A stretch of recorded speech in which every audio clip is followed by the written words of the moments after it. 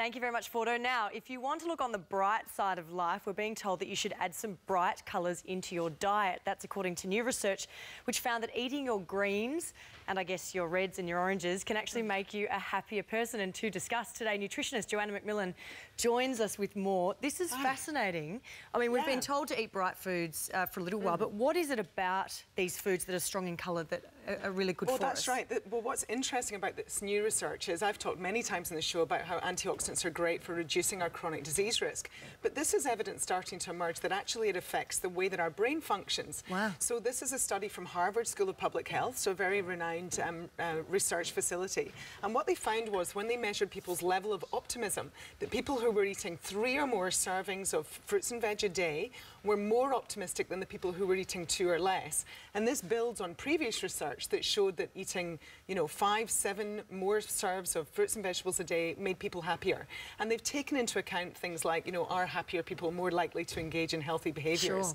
So that's what's so interesting. Now, we don't fully understand why, but what they did do was they measured the antioxidant levels in these people's blood, and we're talking of over 1,000 people, so it wasn't a small study, and they found that the people who were more optimistic had higher levels of carotenoids. So that includes things like beta-carotene, is the one most of us have heard of in our carrots here. Yeah, so let's talk about the actual foods we're talking about.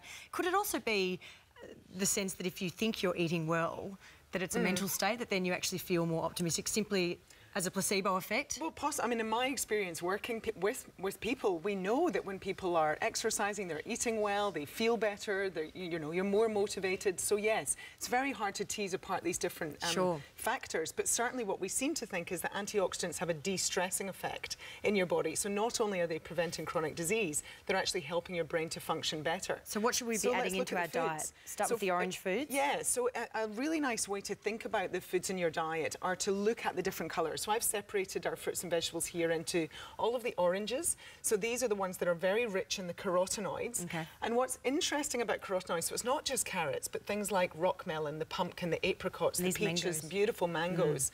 Now, what we need to absorb carotenoids well is some fat. So when you do carrot into your salad, for example, adding a little olive oil or avocado oil will help you to absorb those carotenoids. That's interesting. Yeah.